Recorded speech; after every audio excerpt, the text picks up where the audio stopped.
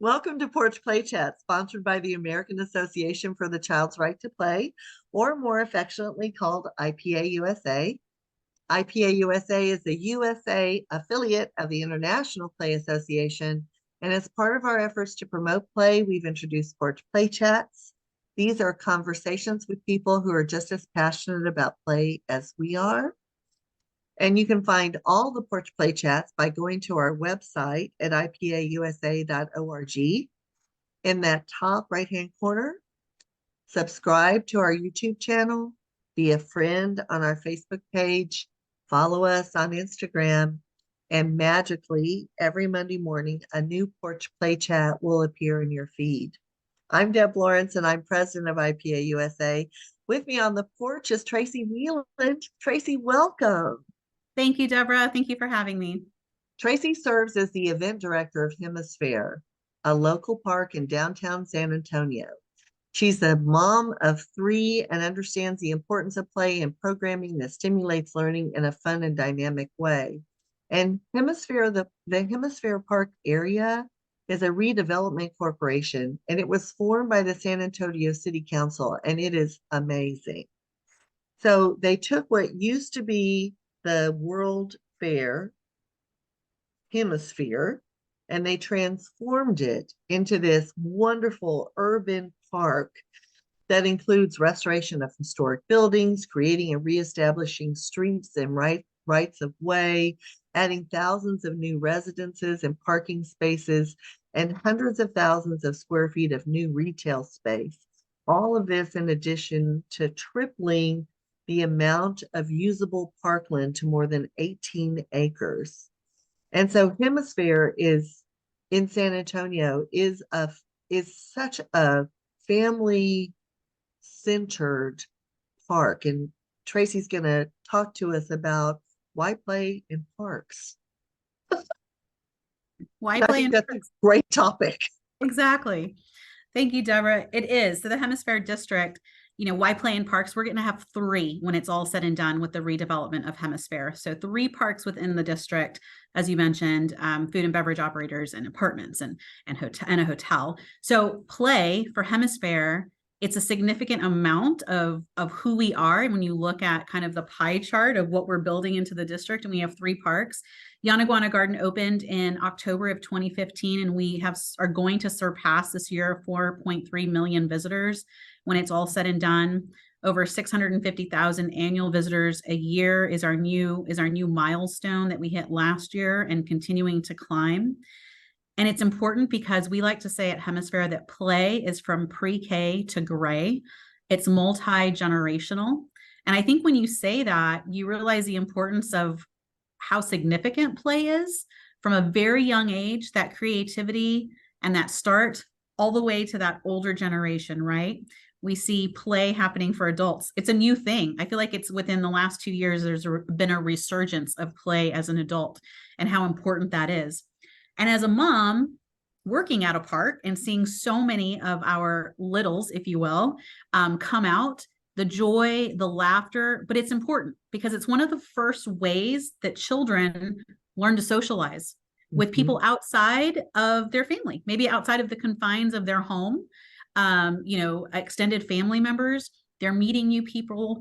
There are negotiations happening on the playground.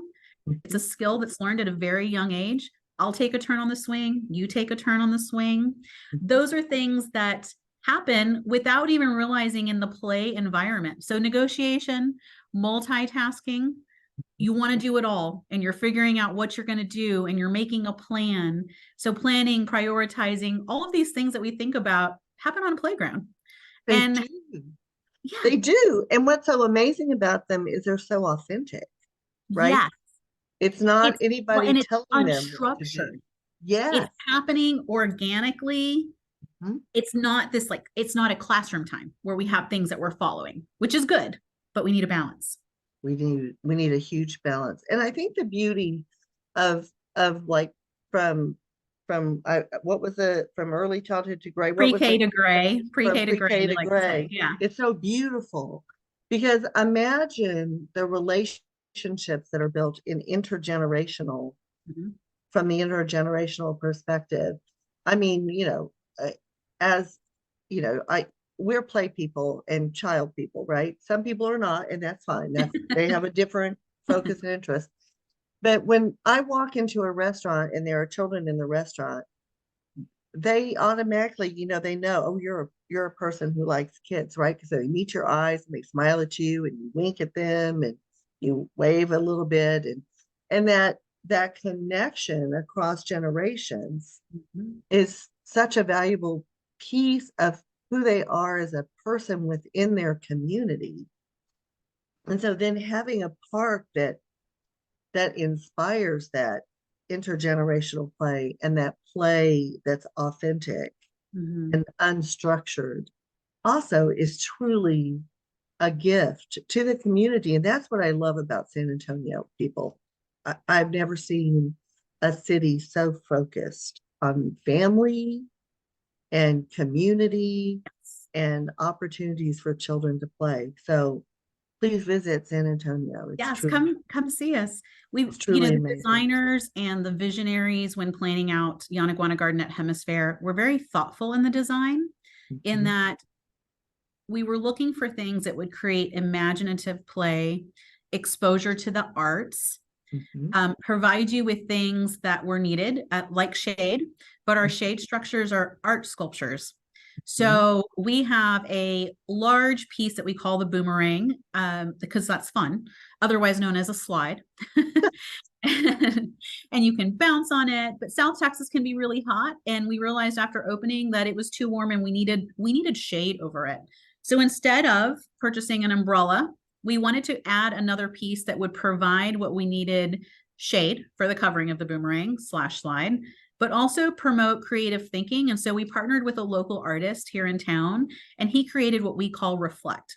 So it's large and it covers the boomerang. It provides shade, so it's practical, right? A little sun is good for you. You need a vitamin D, but you don't want to burn to a crisp. So we needed some shade.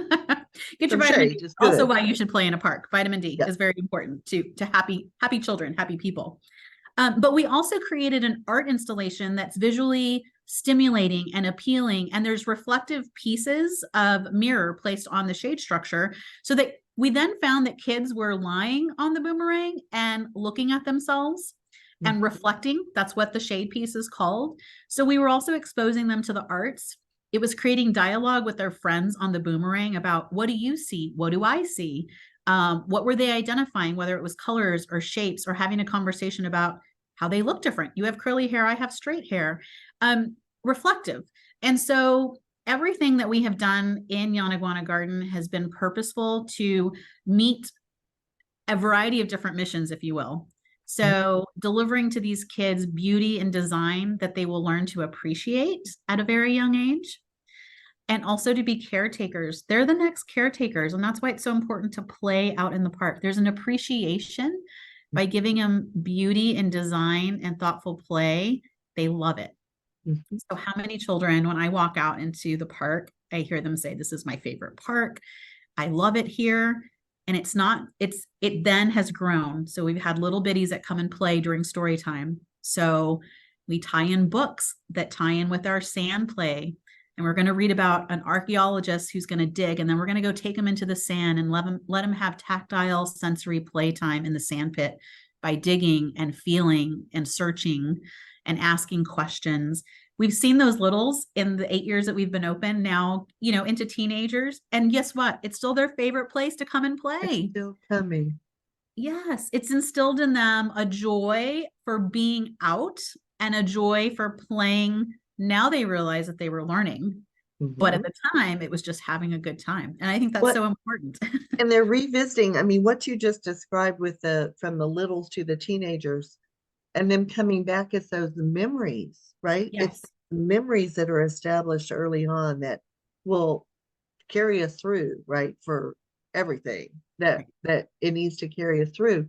But it's beautiful that, in some places, teenagers, might, think of a play space as something to destroy just because they're not thinking, right? But if they have memories of a place Mhm. and they're connected and they feel respected and accepted.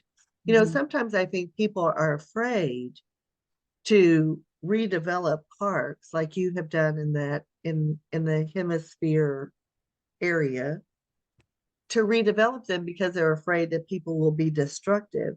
But what you've done instead is purposefully and intentionally blended together that play and artistic expression and honoring Mhm. of children, that is what is going to just carry it through. And then they'll be bringing their children to Hemisphere, and then Absolutely. their grandchildren to Yes. Hemisphere. It's And it's fostered love for a space. And to your point, no one wants to destroy the space that everyone loves, that's because they all right. know someone who loves it. So even if maybe they don't, because we're not everyone's cup of tea. Nothing ever is Right. exactly everyone's cup of tea, but they Right. always will know someone. So it's personal and it's more heartfelt because they know someone loves the space or they themselves love it. So it's theirs. It creates ownership of a space. We always, the staff and I always, when we're talking to people who are in San Antonio, people who are visiting San Antonio, we always say, welcome to your park. It's not Mhm. ours, it's Right. your park. So Mhm. nobody wants to destroy their park. Their park. So Yes. creating that and having that be part of our dialogue when we're talking about playing at Hemisphere is really important to create the ownership and Mhm. love that has been fostered for the last 8 years, and now is moving into the new park that we just opened, which is Civic Park. So another huge space, green space. And Mhm. the other thing that I was thinking about was like playing in a park. It fosters exploration, Mhm. and two things come from that, in that it provides exercise, which Mhm. in a very digital world that we live in, it's become more and more a thing. More and more what we do, even in our jobs, is digital and less in-person contact. So even Mhm. for our littles, a lot of that happens. So the exploration in the park promotes exercise and movement and getting that fresh air. I think what we also learned about the importance of playing in a park is post COVID and kind of going through that COVID era, it provides respite. Yes. There's a calm that comes with being and playing in a park. Mhm. And just kind of all of those layers and how it fosters your mental health, your physical health. As I mentioned, the vitamin D with the sun, it's just so many pros that come from being outside and playing. So it's So, joy filled. so the question that I have for listeners who are saying, "Wow, we have a park down the street, and it's nothing like this." Um, how can Come visit we? San Antonio. We'd love to have Yeah, you. it's already done for you. Just come to Yeah, San just come. Antonio. Just move on down. Yeah. But I think as community planning, and if you have a relative or a spouse or a friend who's in community planning, having them explore what a Hemisphere Park has done could be a launching pad for other cities to do something that is meaningful and relevant to their city, Absolutely. that breeds that same sense of ownership and respect and Mhm. access Mhm. to nature, that's not just playground equipment or swings. Because that, I think, is what's so different about Hemisphere. It's beyond that. And I think it play at Hemisphere touches on so many things, whether it's artistic art installations. I Mhm. also think about, we have butterfly gardens, and our Storytime crew, which are a lot of littles, have their very own butterfly garden that is part of Storytime. They came and they got their little teeny tiny gloves and their little, I don't think, is it a shovel? I don't know. You can tell I'm not a gardening person. A sweeper. I can Yes. program really well. Yeah. Stuff has me to garden. But they all planted their perennial, and it says Storytime Butterfly Garden. So exposure to getting their hands dirty in the dirt, feeling, again, touching. So there's elements there from a gardening. We also, because we are part of the site of the World's Fair of 1968, we have historic structures. Uh-huh. So exposure to architecture in their play. We have pup tents that they can sit under, and they're outdoors, but they can also climb over them if they want to and get that physical exercise. So everything serves it's multi-purposed in Yeah. whatever it is that we've installed. So you might be using the pup tents for an exercise, and somebody else might be contemplating the star installation based on the reflective lights underneath. Science and physical fitness, but it's playing in the park, and it's discovery, and it's taking it outside of the normal learning parameters, because play just makes everything that much more fun. And quite honestly, it makes it stick. Like everything you learn just sticks better because it's in a fun format. Well, and I think when you were just talking about the littles planting the butterfly plants for the butterfly garden, they're going to come back when they're in kindergarten and say, I planted that. Yeah. Remember the day when we planted that? Those memories again, what you're creating is childhood memories that are generational. Then, Bev Boz always says, I hope, because parents have childhood amnesia. So it is these memories of these children who are playing that are going to have these memories that say, oh, I want that for my child. And so they have that. They may not have that childhood amnesia that some adults have, of the joy and the creativity and the freedom that they had as young children when they were playing. But I think the beauty of Hemisfair Park is the intentionality and its multi-purpose that you have blended so beautifully together.